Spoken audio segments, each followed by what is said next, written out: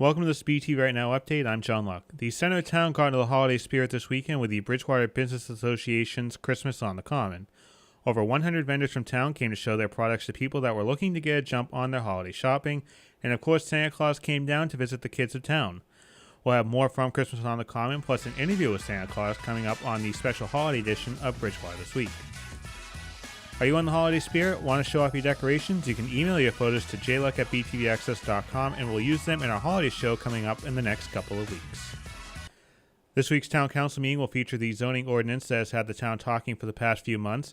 The council will vote on the retail sale of recreational marijuana here in Bridgewater. Now, this ban would not affect the two medical marijuana facilities, Theory Wellness and Alternative Compassion Services, and the important item to note is that for the ban to take effect, the council will need to have a 2/3 vote, meaning 6 members will have to vote for the ban. The council will also discuss other items, including the FY19 budget policy guidelines and potentially turning the town hall into an arts and commerce center. You can watch the meeting on Channel 22 and anywhere, anytime online at btvaccess.com. Bridgewater Police are reminding residents to take precautions when ordering gifts online.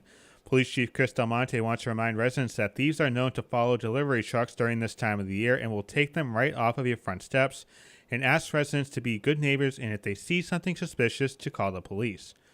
The department also has some suggestions for this time of the year when ordering online. First, request notifications on your deliveries via phone or email to monitor packages. Always require a signature on your deliveries to ensure packages are never left unattended. And consider sending deliveries to an alternate location where someone will be able to receive them, such as a workplace, a neighbor, a friend's house, or you can send your deliveries straight to a UPS or FedEx location. If your deliveries have been stolen, you are asked to reach out to the police immediately. Turning to your health today, this may be the shock of the century, but did you know that most of the weight that we gain as we age tend to accumulate right around this time of the holiday season? I know, very shocking. Dr. Susan Albers is a psychologist at Cleveland Clinic, and she says the months surrounding the holidays are the easiest time for us to fall out of our normal eating habits. Research shows that the 3 months around the holidays, we gain the most weight, starting with Thanksgiving and then peaking at Christmas time, with the 10 days following Christmas as having the most weight gain. Now, research shows that not only do folks tend to gain more weight during holiday months, but also that it can take up to 5 months to shed those unwanted pounds. And of course, pounds that are not shed just accumulate from year to year, causing what experts refer to as weight creep. Dr. Albers says there are several contributing factors.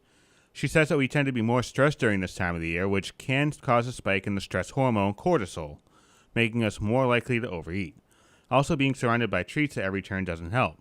Dr. Albers says that we tend to be routine in our eating habits, and the holidays get us out of that routine. While snacking at parties or at the office might seem like small changes, they add up over time.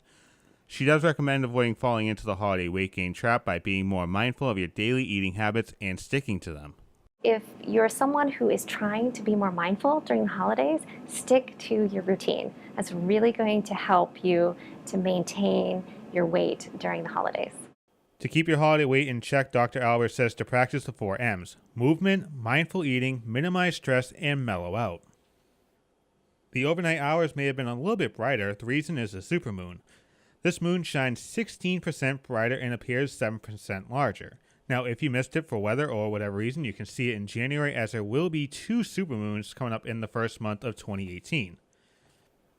Entering to weather, this week will feature an appearance by spring and a little bit of potential winter weather. Jeff Fowler has more. A band of light to moderate rain will continue moving through the region today as a cold front ushers in the first wintry pattern of the season.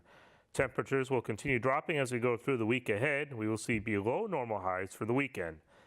There will be a few weak systems near the region by Friday. A small ocean storm may track close enough to bring showers here on Friday and Saturday, and will be cold enough during the overnights where those rain showers would change over to some festive flakes that could even coat the ground.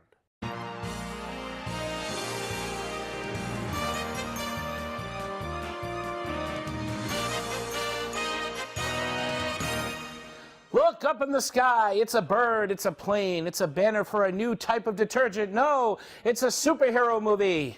Again, Greetings, fellow movie lovers, and welcome to another edition of the Hollywood Lowdown, the show that, like many superheroes, has a fascinating origin, features a devilishly handsome protagonist, and was oozed out of tons of radiation while bitten by a radioactive spider whose parents were killed in an alley after being sent from a dying planet to Earth to inspire all humanity, just as long as you don't make him angry. Because frankly, folks, you wouldn't like me when I'm angry. And you really wouldn't like me when I'm gassy. You know, since his debut on radio, Superman has always been a media favorite and will continue to be so in the many decades to come. And just as he has done so in the comics, Superman has influenced other superheroes to step into the spotlight in radio shows, television programs, and movies. With these last couple of weeks, though, it seems that some of the superheroes may be overstaying their welcome, in particular, those of DC Comics. After a surprisingly lukewarm box office opening for the new Justice League movie, a trend seems to have taken place in the DC cinematic universe. With the exception of Wonder Woman, which was overall a great film and a home run for DC, the universe itself seems to be limping along. Both Man of Steel and Batman vs. Superman were met with better box office but overall scathing reviews. Suicide Squad scored at the box office but also fell to harsh criticism.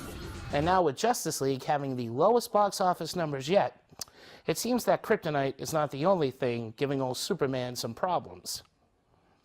Meanwhile, Marvel Studios has exploded with success in their universe with far better results, both commercially and critically. Since the debut of Iron Man, Marvel has slowly and meticulously assembled its team of most favorite heroes, including Spider-Man, after how many reboots, The Incredible Hulk, after a reboot and a couple of recastings, Captain America, Thor, and of course the eventual team-ups like the Avengers movies, the Guardians of the Galaxy films, and sequels. So what's that say to us? Marvel is better? Many would say yes, others would argue no, and some, like me, would just like to embrace both universes and all superheroes and be thankful none of them are Spawn, because Spawn is just terrible. Bottom line, folks, in the end, both have had and will continue to have their ups and downs.